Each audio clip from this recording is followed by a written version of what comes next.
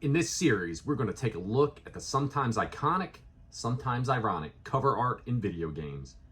A quick look at the designers, artists, and elements that had us back in the day saving up our allowances and begging our parents for a new video game. Behind the cover. Adventure is out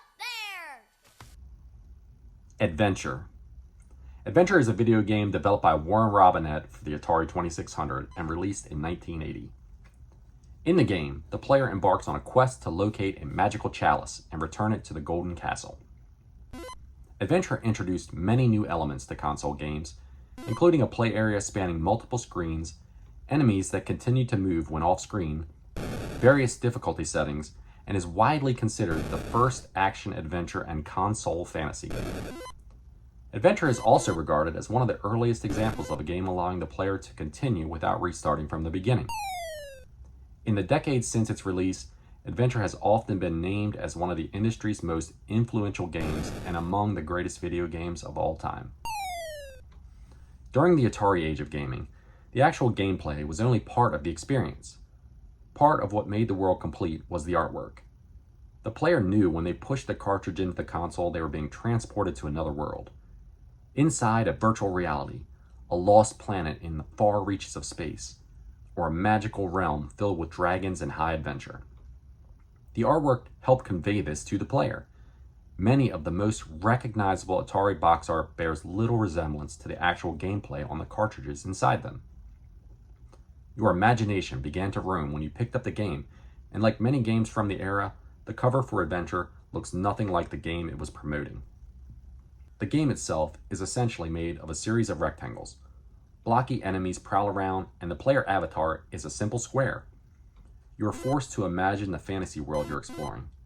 However, imagining it was a whole lot easier thanks to the vibrant artwork of Susan Jaekel. Because of her painting on the cover of the box, you knew that once that cartridge slid into the console, you would actually be venturing through a magical hedge maze with dragons lurking inside. It filled in the gaps left by the game's graphics. Susan loved drawing as a child. She was surrounded by art and inspiration from her art director and illustrator parents. After graduating with a degree in, you guessed it, art, Susan became a commercial illustrator, focusing on text and trade books. While living in Silicon Valley, Susan did work for Apple Computer's educational division and a few other tech companies. In 1977, she showed her portfolio to Atari art director Steve Hendricks.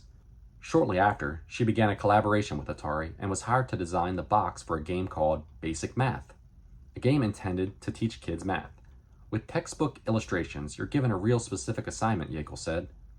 These covers were so much larger with exciting subject matter, and it was really fun.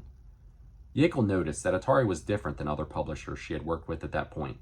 Not only was the game maker incredibly hip and easygoing, but the company encouraged its artists to be creative.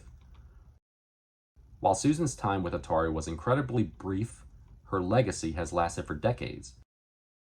She illustrated and collaborated on many classic titles like Hangman, Basic Math, Brain Games, 3D Tic-Tac-Toe, Circus, Concentration, and of course, Adventure. I hope you have enjoyed our brief look at the cover art for one of the most iconic video games of all time. As simple as the game appears today, at the time, Adventure was one of the few game titles that truly lived up to its name. It didn't take long for the player to realize that once they set out, this quest really was as epic as the artwork that adorns the cover. Until next time, everyone, take care of yourself. Cheers.